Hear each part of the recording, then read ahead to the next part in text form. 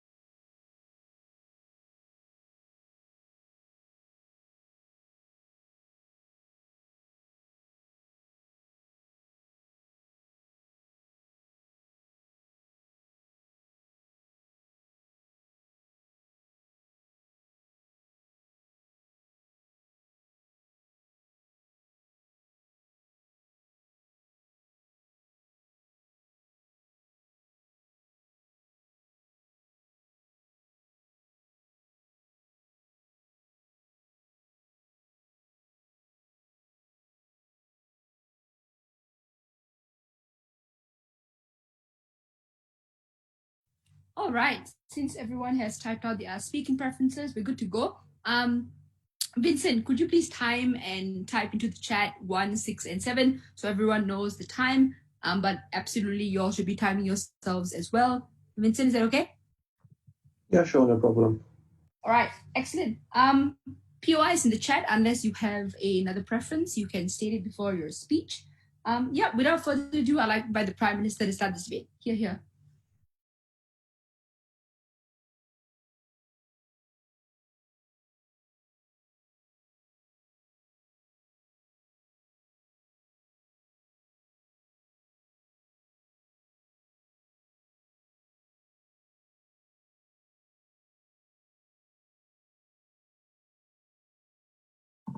Hi there, can you hear me? Yeah.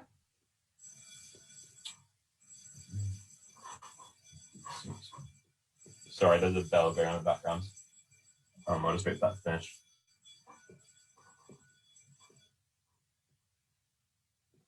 Right.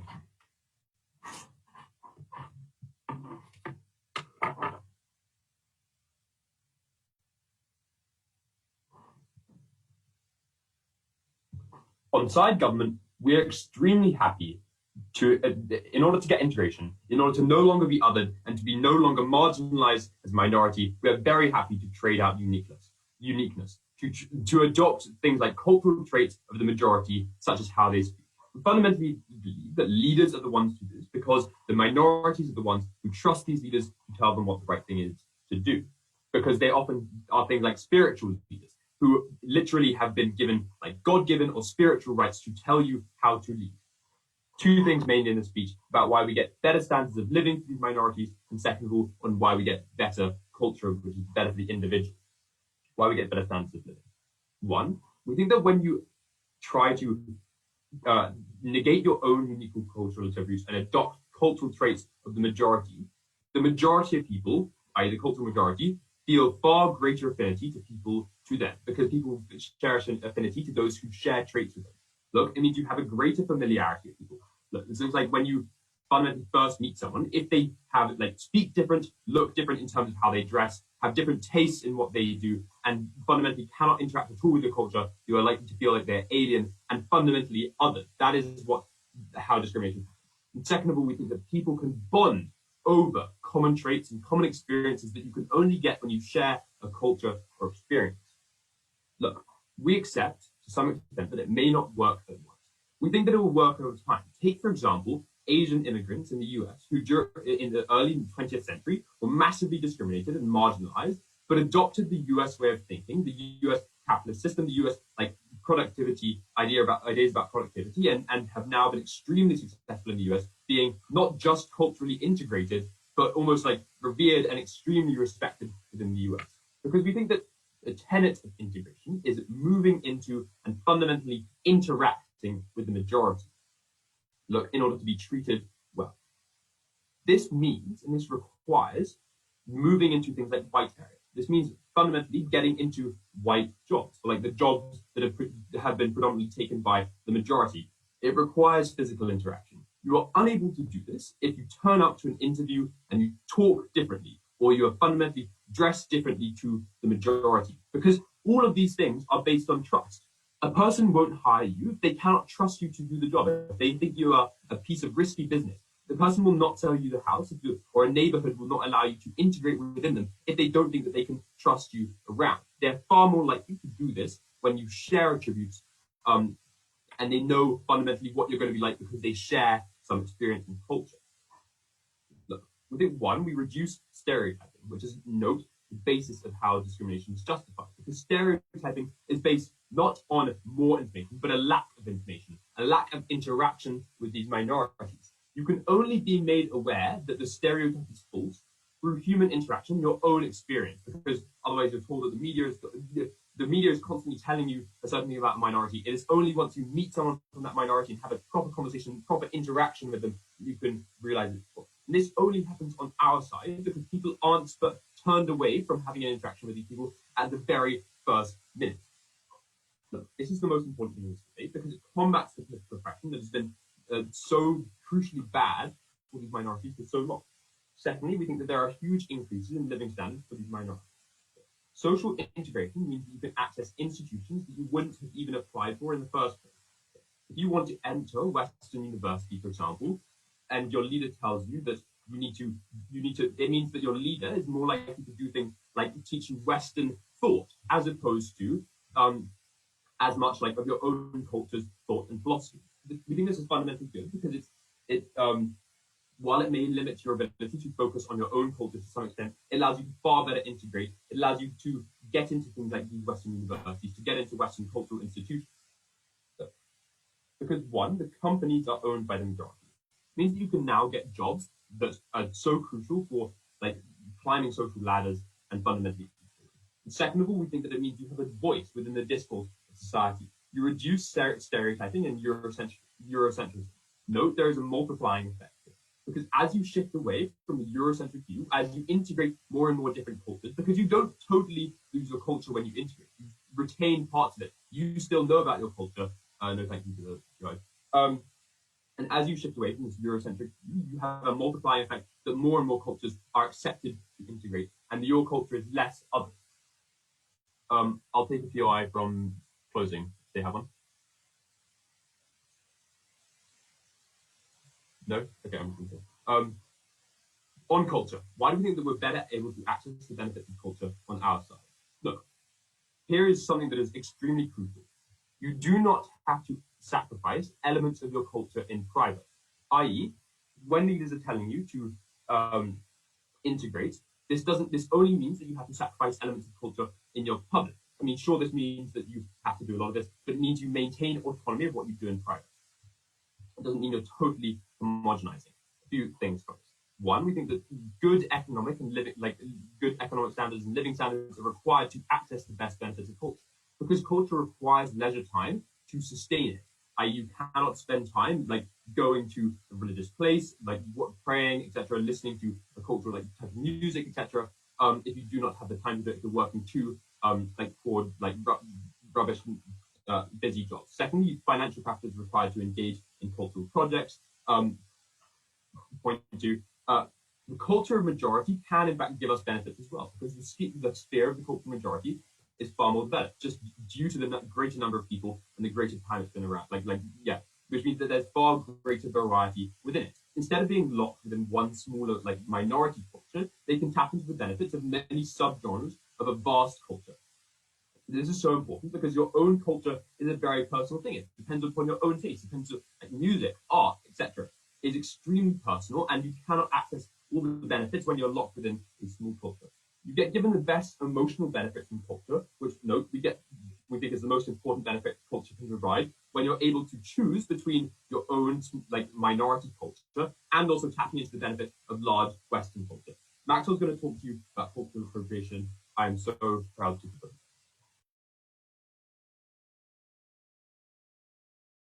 All right, thank you very much, Prime Minister. I'd like to invite the Leader of Opposition to start the opening opposition case.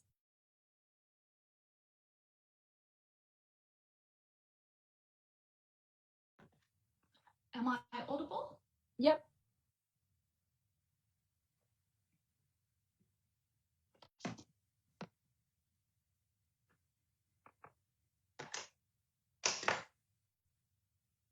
Panel, in the last seconds of the speech from the Prime Minister indicates that people are basically at home still going to be able to hang on to their culture, and that is very important because their culture is very important to those people. We agree that this culture is very important for a lot of people from these minorities, and we therefore think that it is incredibly unlikely that people are actually immediately going to follow what their leaders have said, just because their leaders have said that they just now should go a completely opposite way and give up the things that they most care about.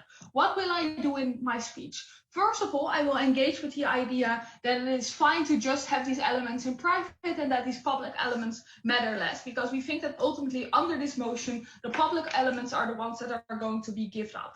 Secondly, then I will explain to you why it's actually unlikely that all people will follow these kind of this rhetoric from their leaders and why that is problematic. Then I'll explain to you how this will change the social perception of these minority groups, and then I'll make a way up between culture and inclusion.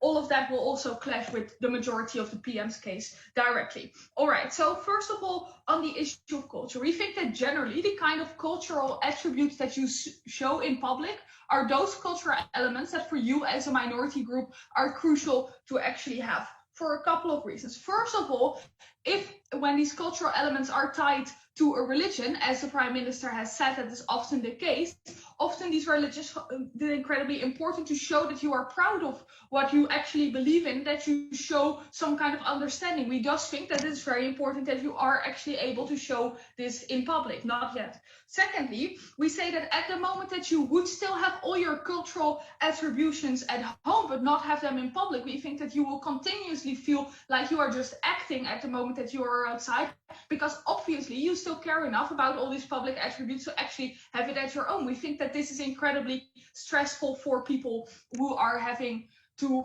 act like this. So we think that that is also a negative side to that. And lastly, we think that you just if you actually accept all this in public, you probably in the end have to give up in private as well, because you are now inviting your co-workers over or something, and you cannot suddenly be a completely different person there, because then still they will no longer recognize you. All right, now that being said, onto my own argumentation, right? We say that a large part of these minority groups actually value these cultural attributes very strongly. Why is this the case? We say that a lot of these cultural elements are actually tied to some kind of religion or belief in way in which you see life. That means that they are tied to a valuable and crucial core of what you are and how you view the world around you. We think that this is incredibly important, not just because that has effect on how you see the world now, but also for a lot of religious and cultural minorities, how you see the afterlife. And in that case, it doesn't matter if we are talking about a Muslim minority or about indigenous people in Australia. These have very strong religious ties, and they know that there is a very strong link with the afterlife, and that they need to obtain and uphold these kind of attributes in order to actually be able to fully access that. We think that this for a lot of people is a far larger impact than what will happen to them in the world that they are living in, which is therefore that we think that it is unlikely that a group of people who really believes in this is ultimately going to give that up just because their leader says so, right? We have seen in history time and time again that if a leader suddenly tries to become far more progressive than all his followers are, or take a different way, then rather people will turn on their leader than just blindly follow what is said. We have heard no analysis from Gov why people would suddenly change, and we think that because this belief in an afterlife is so important for them, they will not. So what then happens at the moment that a leader actually distances from these kind of ideas, right? We say that what is going to happen is that a very large group of people who really value these kind of ideas will no longer follow the leaders and will actually separate themselves. That means that you are going to separate the most extreme groups, so to say, even further from the society as a whole, but also from the more moderate people that actually believe in these ideas. We think that this is ultimately crucial because those people are the ones already having the hardest time actually to integrate within the society. And at the moment that you are going to separate from them, that means that they lose the connection with those people who would now first and foremost be able to talk to them and help them get through that. But it also means that they are more likely to actually withdraw entirely and thus not ultimately accessing the institutions the PM wants them to. We think that ultimately this is crucial because, first of all, given the importance of these cultural attributes, we think that this applies to the majority of the people from these minorities, but also secondly, we say that it is the case that those people need it the most because they are already vulnerable and therefore they need their community and leaders the most, thus meaning our argument is more important than opening government. Joseph. Culture exists fundamentally in the minds and actions of individuals.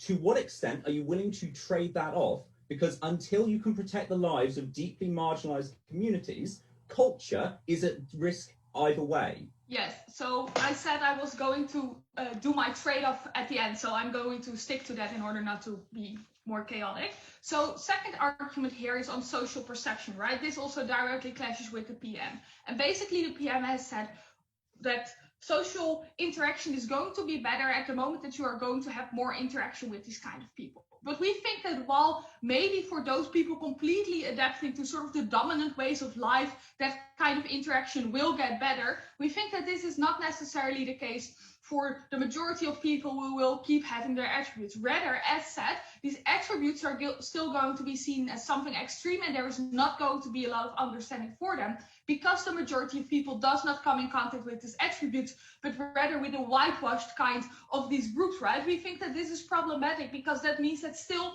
the actual parts of a minority culture are seen as very extreme, and we think that therefore the social perception of these people will not get better. Indeed, you need to have familiarity to be able to accept some kind of things, but you will only get familiarity at the moment that these minorities actually show their ideas in public, right?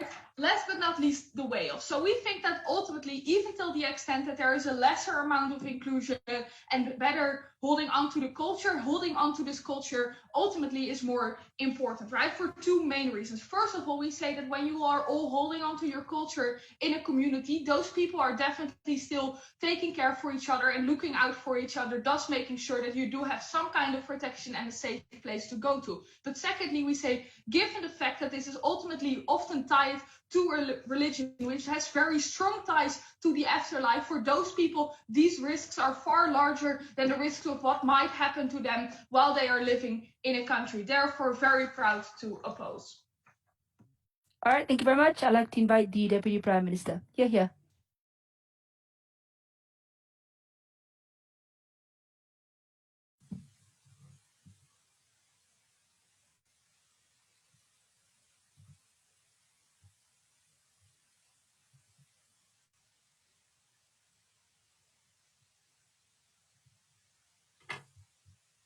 Hi, can you hear me? Yep.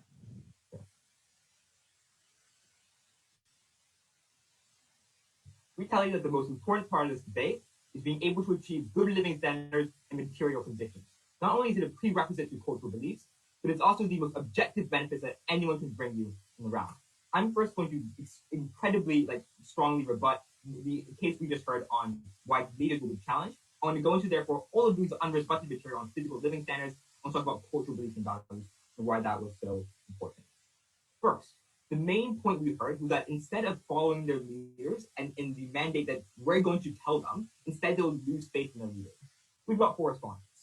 First, not all individuals in the community have to do this, right? And we're willing to accept that large portion of the community may reject these leaders in this particular proposition. But insofar as a few are able to do so, and a few are able to at least make some progress for all the reasons Louis told you that were never rebutted, we think that this means that A, we still get a lot of the benefits he discussed in terms of reducing stereotypes, in terms of gaining a voice in the cultural institutions, and therefore we still have our benefits. But also, insofar as in the long term, this might not happen in 10 years, it might happen 20 years. But in the long term, you have role models, you have trailblazers, which prove to the rest of individuals that not only is it possible, but it also proves that there are significant benefits to doing so, which we think therefore will encourage more people to actually do this. Second response. We think the loyalty to the leader will probably overcome the aversion to to giving up some of your cultural practices in the long term. In other words, if what we accept is true, that the majority of the leaders are spiritual, insofar as these leaders literally have a religious mandate that is supposedly given them by God, insofar as they have monopoly over the ability to interpret religious texts in the way that the majority of people have to accept, we probably think, therefore, that the majority of individuals are going to be compelled into following their teaching and practices. If what they tell you is true, there's an element of afterlife here. We're willing to have these spiritual leaders tell them that this is a better way for them to achieve success in the afterlife. But the point is, the amount of control and authority they have will probably mean this will be successful. And even if these aren't religious leaders, people do still tend to follow authority within their minority spaces, regardless of whether or not they're told to do things they're personally averse to. The fact that there's even an authoritative person who's telling you what to do provides you with comfort. The fact that there's an individual who is in control and is acting in the best interest of your community. We think, therefore, in many cultures where there's often traditions of discipline, or just in all cultures, you're probably going to follow what the elites tell you, what the leaders tell you over time. Third response.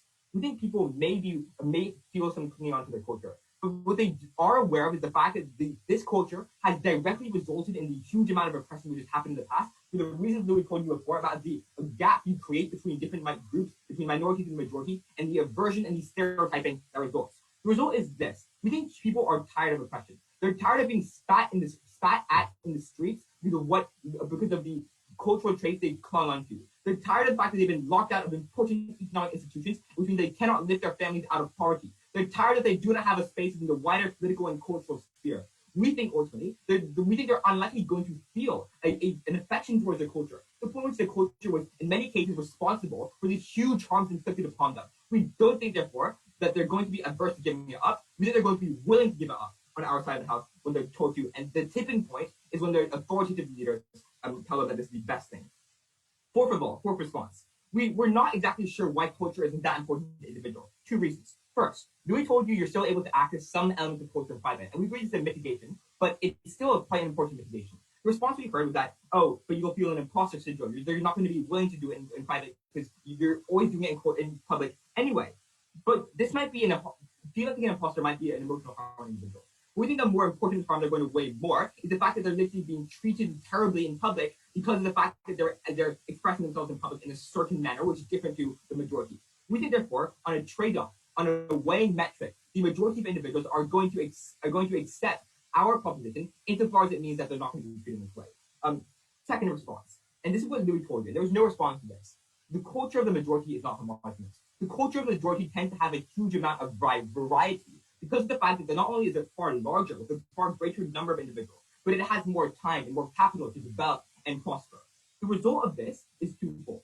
First, in a huge number of instances, the majority culture will have elements of your culture that have been appropriated. And those elements will be appropriated on both sides of the house. It looks like, for example, white people having a huge taste for rap, etc. We think, therefore, minorities are likely going to feel as if they at least have some place in the majority culture, and minorities are likely going to be accepted as part of the majority culture, because majority people will see them as familiar because they're similar to for example, the rap artists they listen to.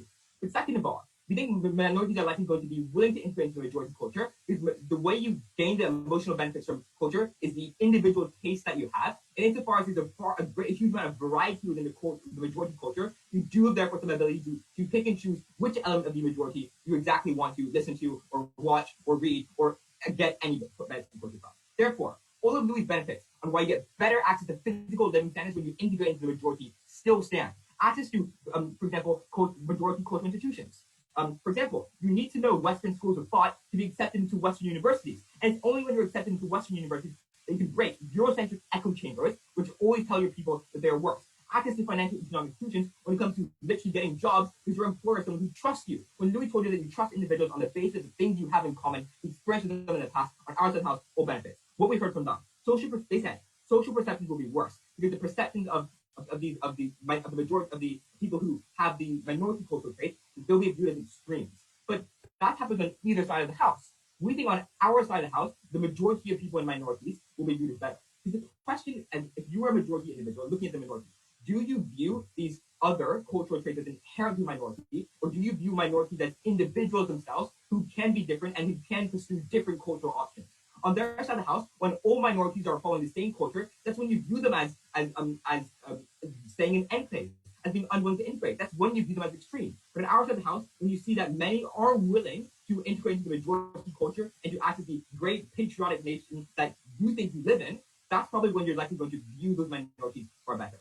No response, therefore, as to why cultural beliefs and values we think is the benefit, but we get that better on our side of the house. Louis told you that that economic and material living standards, which is far better access when we get like financial institutions on our side of the house, is a prerequisite to being able to access cultural benefits when it comes to things like getting money, like leisure time. But he also told you that outside the house, you're better able to access the benefits of the majority culture, the point at which the majority culture is likely going to be more developed, and therefore the unique tastes that you have are likely going to be better suited to the majority. On that basis alone, we win on living standards, we win on culture, we win. We're very positive. All right, thank you very much. Now I'd like to invite the DLO to close the top half of this debate. Here.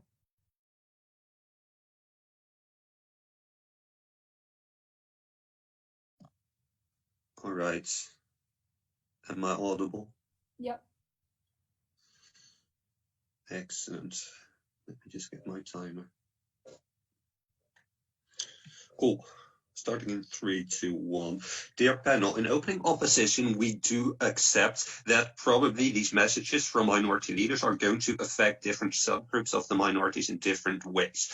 We have already had a concession from opening government that there is probably going to be a large group of the cultural minorities that this debate is about, which are not going to accept this advice and still cling to these cultural attributes. The only thing then that's left to do from us in opening opposition is to explain why this group is more important. Note that this means, if we can show this, that the impact that opening government wants to reach for in terms of material well-being, if we can show that the group that is most conservative in terms of clinging to their cultural attributes need those impacts most, we have and we'll get them on our side of the house. We will have co-opted the impacts of opening government, and I would like to remind the Deputy Prime Minister that being able to go up to your impacts is also a vetted form of engagement. So we think, first of all, I'm going to explain first of all why we think the group that is not going to give up their attributes is more important. Then secondly, I'm just going to analyze a bit more why these groups are going to be better off. So first of all, there are groups that subgroups that are going to give up their attributes and subgroups that aren't. The second subgroup we think is first of all larger and second of all more vulnerable. Why is it larger? Because we think if it is true that many of these attributes do significantly harm your chances of success in society, we think you already need to have quite a large incentive to cling on to those attributes anyway. That is to say, the type of people who have accepted these attributes insofar as they are really important within this debate in terms of integration, who have clung onto their attributes so far probably need to have quite a large commitment to these attributes. We think therefore, given that they are still clinging onto their attributes in the status quo, it makes it very likely that the attributes are in fact important to them. We think that the type of people who are willing to give up these attributes probably have already done so. For that reason, it's just statistically more likely that the group of people that opening government wants to reach is in majority very committed and therefore less likely to listen to these minority leaders. But secondly, even if these groups will be equally large, we still think that our group is more important because we think the group of people for who these attributes are so important and apparently cares like this group is probably the most vulnerable, right? Because this group is probably the most conservative and probably the least likely to engage with the majority of society in any way, whether it's culturally loaded or not. We think for that reason that this group, which is more likely to not at all try to get a job or get into university in the first place, is the one that you need to help most as the minority leaders that this debate is about, instead of the groups that are probably already willing to take steps towards integration out of their own right. We think this shows that the group that opening government already accepts that exists is the most important one. Right. So 2 points then. First of all, some more analysis why this group is not going to give up their cultural attributes. No, thank you. And second of all, what exactly the impacts of this will be. So opening government's response to Linsey's quite clear claims that these people probably won't give up their cultural attributes is, yeah, but maybe you can also frame it as this being the religiously right thing to do. We think that's very unlikely. We think that in most circumstances, these cultural attributes are ones that are being subscribed by the religious text or by the tradition that is being passed on generation to generation within this specific religious community or cultural community. For that reason, it is something that is strongly embedded within your view of what it means to live in alignment with a metaphysical order that reality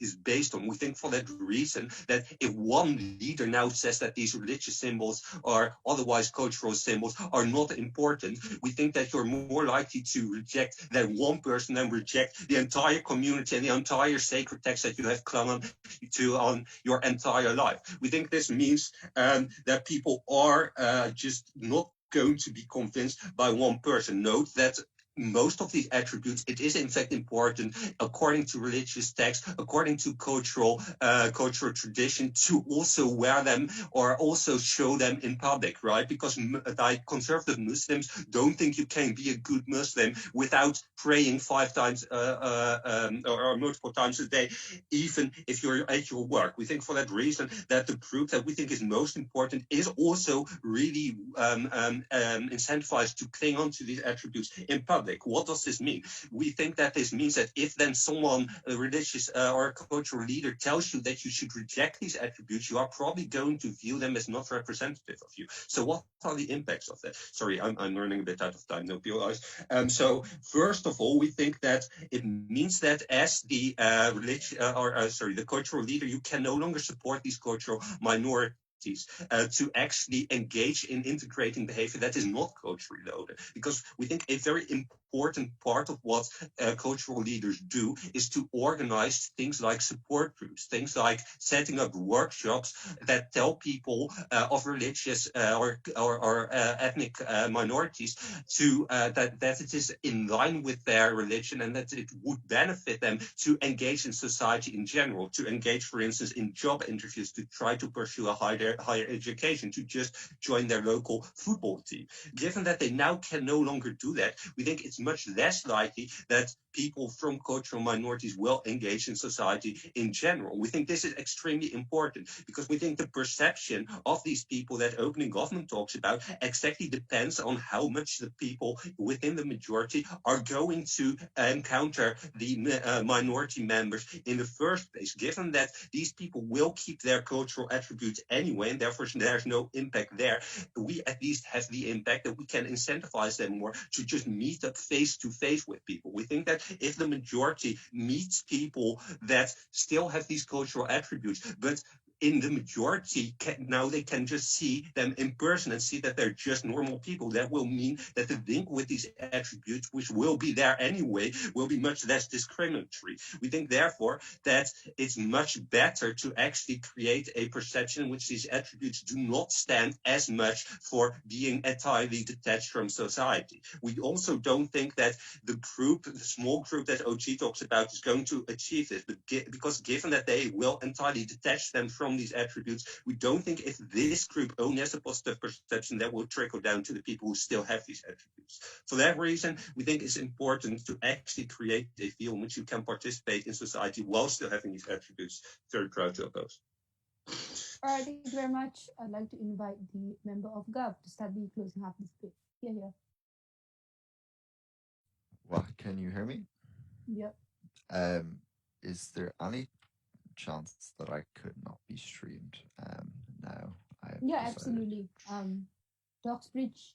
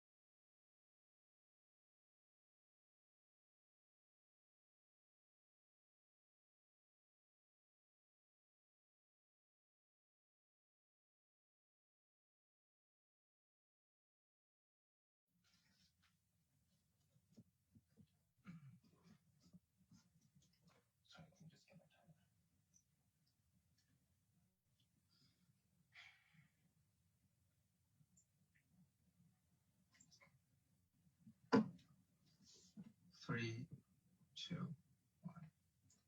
Honorable panel, to be honest, there was a hard truth that I had to learn growing up.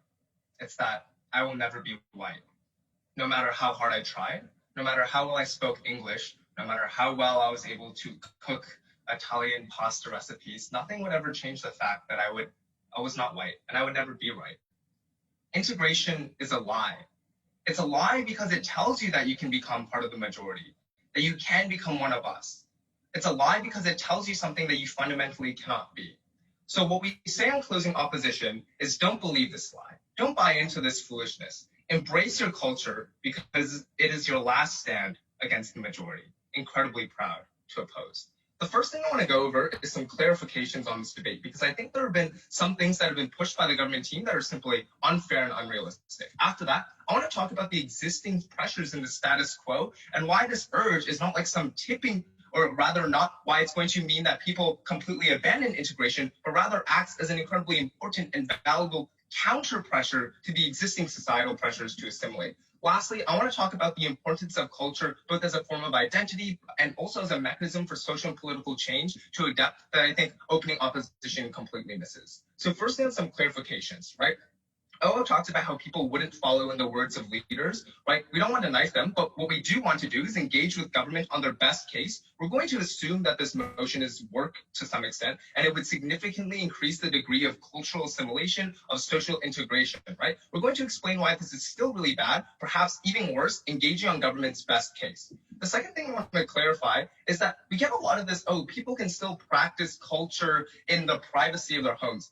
This is absolute bullshit. If you're going to a Western school, if you're consuming Western media, doing your Western history homework and seeing the representation of the majority day in, day out, your career, you have to adopt mannerisms, the language, the culture, etc. of the majority. You spend your life working overtime, staying late in the office, talking to your coworkers. I think it's really fucking pretentious for Gov to just say, but you can just go home and practice in the privacy of your home, as if cultural assimilation wasn't something that seeped into the very fabric of your existence, into almost every aspect of your life. It's a really big ask to tell people to have to assimilate on the outside, to have to integrate in every aspect of your life, except when they go home, flip some switch and become a completely different person. That's not a fair ask for the vast majority of people. So I think to say that you can still practice culture in the privacy of your own home is a fallacy, and honestly one that was rather offensive coming out of side government.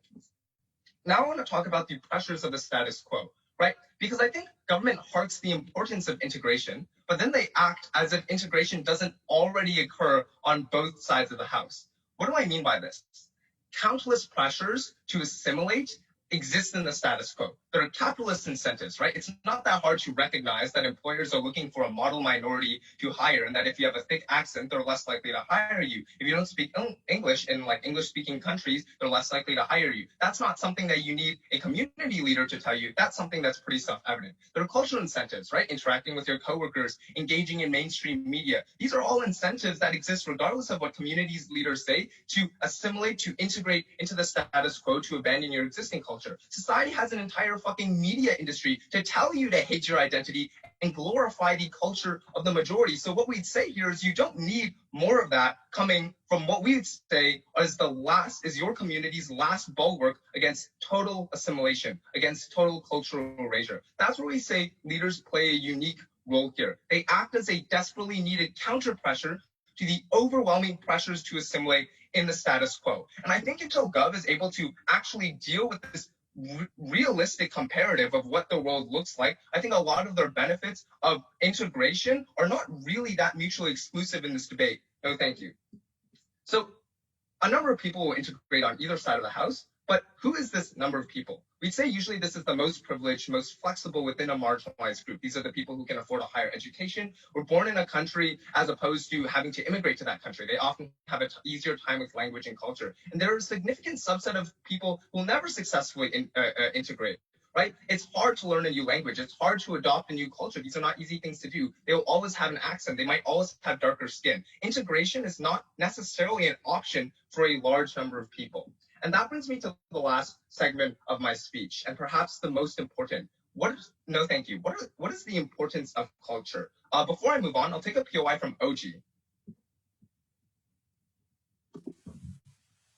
reintegration may not happen now for people, it may not happen in the future, but at least over time, isn't it like that people's life become normalized and therefore will be able to integrate if people similar to them have integrated? So what I generally get is, oh, integration is good and it'll happen over the long run. My question is why integration is necessarily, why the margin of integration is something that's so significant on your side of the house that the degree of impacts that you're able to claim is then therefore round winning, right? The point here is that the amount of integration that you really inspire isn't necessarily something that acts as something that's going to be significantly more positive, but rather has maybe marginally more benefits, but you lose a lot of the specific benefits of culture that I'm going to talk about. So firstly, culture is a mechanism for social and political change. This is really important, that integration actually stratifies marginalized communities among lines of privilege and wealth. It divides ideas of who fits into the model minority and who doesn't. It encourages infighting and internalized racism, like, oh, they're making us look bad, they're holding us back. That kind of rhetoric is often used by majority groups to kind of encourage infighting within minority and marginalized communities. It hurts the ability of a marginalized group to collectivize and advocate for change. On the flip side, a strong sense of cultural identity builds a sense of solidarity and a sense of collective, right? The lack of representation, racist narratives, various forms of discrimination, these are no longer issues that just affect subsets of a group who refuse to assimilate. These are transgressions against the group as a whole. That's how they're seen. They're seen as an affront to the dignity of every single individual in the group and the things that they stand for. And those feelings of solidarity around a cultural identity means it's much easier and much more effective to galvanize support around those feelings of frustration, anger, and cultural pride. So then how do we get change? First thing on social change, it creates a sizable and visible pressure on media companies to stop being really shitty. It means you can call them out for racist casting and reinforcing racist narratives. You call them out for lack of representation. You call out influential figures like celebrities and politicians for doing the same thing. And you create a visible cultural community that people can engage with, like subtle Asian traits, subtle Korean traits. You improve visibility and combat racism. But on political change, it means that you can rally around identity. It makes this group a powerful voting bloc, right? Minority communities aren't just tiny diasporas. They often constitute large voting blocs and flip a district. It forces political candidates to cater to them, and it forces the issues of this marginalized community into the political discourse of that country. At the very worst, it pushes them into the foreground of public consciousness. At the very best, it sees parties campaigning on the liberations of the communities. It's on that basis that we're incredibly proud to oppose. All right, thank you very much, member of opposition. To conclude the Gov case, I'd like to invite the member, Gov Whip. Yeah. Hi, can I